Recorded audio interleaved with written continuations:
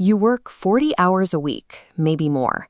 You try to cut back on spending, you try to save a little each month, but the finish line keeps moving further away.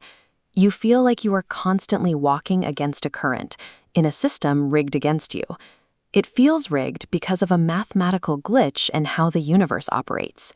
Human desires have no limit. We want a premium house, the latest phone, and the absolute certainty that our future is secure. But physical resources are strictly limited. There simply is not enough of everything for everyone. Economists call this scarcity. Because we can't have everything, we are forced to choose, and every choice carries a hidden price tag. If you spend 3 hours watching a movie, you pay for it with the 3 hours you could have spent studying or building a business. This is your opportunity cost. The true price of anything is whatever you had to give up to get it. We assume we pay for these choices with the money in our wallets. Look closely at these stacks of notes. We treat them like they possess inherent magical value. They don't. A 500 rupee note is just a piece of paper with ink on it. If a central bank suddenly declares it invalid at midnight, it becomes literal trash. Money is purely a medium of exchange. It is a collective illusion held together by nothing more than government decree and our mutual trust in each other. Our daily existence is a series of forced compromises, an invisible matrix where finite resources and paper trust collide. To survive this system, we are told to put our money in the bank. We picture banks as highly secure locker rooms where our deposits sit quietly, waiting for us to return. That is a complete fiction. When you deposit cash, the bank keeps a tiny fraction of it and loans the rest out to other people buying cars and homes. The bank manager simply types numbers into a computer, and new money is instantly born as digital debt. This is fractional reserve banking. When central banks keep lowering interest rates and flooding the system with this newly generated cash, that money needs somewhere to go. When more money chases the exact same amount of goods, the prices explode. If this money printing cycle goes unchecked, leading to a complete collapse of public trust, you end up exactly here, a $100 trillion note that can't even buy a loaf of bread. Former RBI Governor Raghuram Rajan clearly explains this threat using dosa economics. Imagine you put 100 rupees in a savings account with a generous 10% interest rate. A year later, you have 110 rupees. You feel richer. But if national inflation ran at 12%, the street-side dosa that cost 100 rupees last year now costs 112. You have more numbers on a screen, but you can no longer afford the same meal. Inflation is a silent tax. It bleeds your actual purchasing power while making you think your wealth is growing.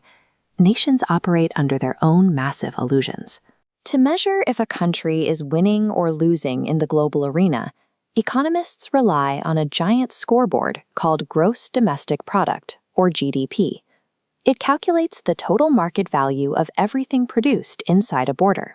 But GDP is a deeply flawed metric. If a chemical factory dumps toxic waste into a local river, the massive profits from that factory push the national GDP higher.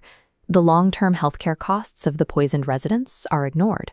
The scoreboard actively rewards the damage. It also ignores the most critical work holding society together.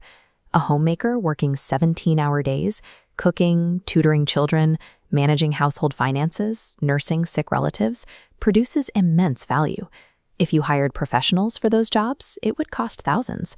But because no cash changes hands, GDP values that labor at exactly zero. The market doesn't care about inherent worth. It cares about calculating prices, and it does so with ruthless mechanical efficiency based on supply and demand. If heavy rains destroy half the national onion crop, the physical supply drops abruptly, but people still need to eat. That desperation forces buyers to outbid each other. A vegetable that cost 20 rupees yesterday shoots up to 100 rupees today. Market prices and economic scoreboards do not measure morality, effort, or human value. They only measure what can be mathematically tracked, monetized, and exploited within a closed system. This ruthless math extends directly to your paycheck. We are taught from childhood that if you put your head down and work incredibly hard, you will be rewarded with a high salary. But corporate CEO doesn't make 300 times more than a data entry clerk because they work 300 times harder. They make more because of replacement value. A company can train a new graduate to enter data by Tuesday. Finding a CEO to navigate a billion-dollar global operation is rare. High demand, low supply. You are paid based on how hard you are to replace. So if the rules are this clear, why do so many people trapped in poverty make terrible financial decisions? Why buy a large television on credit instead of investing that money for the future? Field research by Nobel laureates Esther Duflo and Abhijit Banerjee proved that poverty isn't caused by a lack of willpower. It is a state of intense biological and psychological stress. A brain operating under the constant anxiety of survival cannot prioritize imaginary long-term returns. It demands immediate relief.